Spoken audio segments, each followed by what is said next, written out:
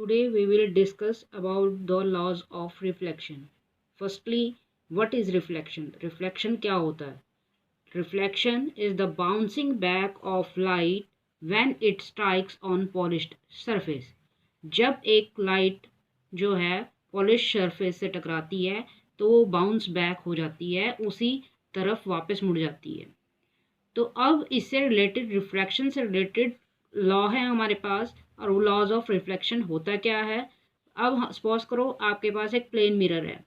Plane mirror मतलब mirror क्या होता है, जिसका एक सरफेस पॉलिश कर दिया जाता है, हाईली पॉलिश्ड होता है, और जब उसके ऊपर एक रे ऑफ लाइट टकराएगी और वो क्या हो जाएगा, बाउंस बैक हो जाएगी, यानी कि वो उसी मीडियम में वापस बैक हो जाएगी। जो लाइट इस सरफेस पर आकर टकराई उसे हम इंसिडेंट रे बोलते हैं, और जो टकराकर वापस हो जाती है, बाउंस बैक हो जाती है, उसे हम रिफ्लेक्टेड रे बोलते हैं। और एक perpendicular line to the plane mirror is called the normal. वो परपेंडिकुलर लाइन जो प्लेन मिरर के ऊपर होती है उसे हम नॉर्मल बोलते हैं। अब नॉर्मल के साथ इंसिडेंट रे आई एंगल बनाती है, इंसिडेंट एंगल बनाती है, उसे हम आई से डिनोट करते हैं। सेकेंडली, जो रिफ्लेक्टेड रे है वो नॉर्मल के साथ एंगल आर बनाती है, उसे हम रिफ्लेक्टेड एंगल बोलते हैं। ये एंगल आई है, ये एंगल आर है। This is called incidence angle और this is called reflected angle. अब लॉज ये कहता है, according to this law, in angle of incidence should be equal to angle of reflection. Means जिस angle पर आप इंसिडेंट रे को डालोगे उसी एंगल पर रिफ्लेक्टेड रे मुड़कर आएगी। अगर आप इसको 30 डिग्री नॉर्मल के साथ डालोगे तो 30 डिग्री पर रिफ्लेक्टेड रे बाउंस बैक होंगी।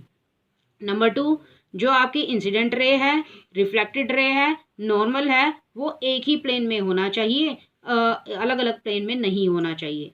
अब ये तो है लॉज ऑफ रिफ्लेक्शन, इसको हम एक एक्टिविटी के थ्रू भी समझ सकते हैं। उसी एक्टिविटी को समझने के लिए हमने यहाँ पर एक सेटअप बनाया है, जिसमें क्या है, एक प्लेन मिरर का यूज़ किया गया है और एक कॉम का यूज़ किया गया है। प्लेन मिरर और कॉम के बीच की डिस्टेंस 15 से 20 सेंटीमीटर के बीच की होनी चाहिए, और ये प्लेन मिरर हाईली पॉलिश्ड और कॉम। अब क्या करेंगे, हम इसके ऊपर लाइट जो है इंसिडेंट कराएंगे, और इंसिडेंट कराने के बाद क्या हमें क्या दिखता है कि जैसे हम ये लाइट, टॉर्च की लाइट इसके ऊपर इस सरफेस पर कॉम के थ्रू डालते हैं तो लाइट जो है वो प्लेन सरफेस से जाकर टकराकर वापस बैक होती है। तो आप इसमें ये ध्यान से देखिए, यहाँ पर कुछ क्रॉसिंग लाइंस आपको दिखाई दे रही होंगी।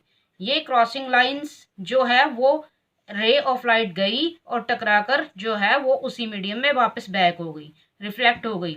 तो ये जो है एक इंसिडेंट रे है, और जो रिफ्लेक्ट बैक हुई है उसे हम रिफ्लेक्टेड रे बोलते हैं।